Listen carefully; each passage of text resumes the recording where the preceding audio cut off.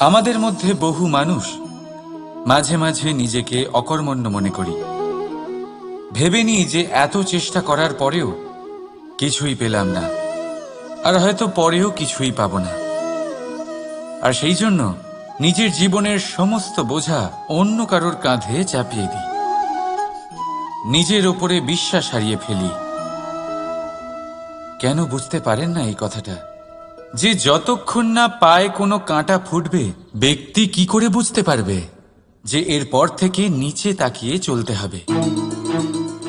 সূর্যকে নিজে জ্বলতে হয় যাতে বাকিদের প্রকাশ দিতে পারে সে। রাতের অন্ধকারের সাথে লড়াই করার জন্য চন্দ্রিমাকে আকাশে একা উজ্জ্বল হতে হয়। নদী নিজের যাত্রা কি করে করে, নিজের পথ কি করে নির্মাণ করে? সে পাথরের সাথে লড়াই করে তা বানায়।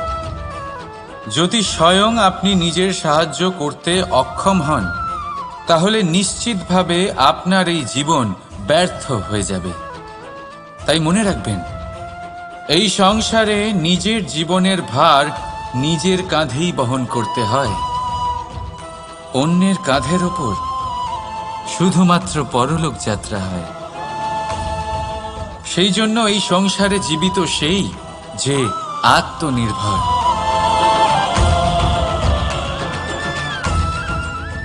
রাধা রাধা।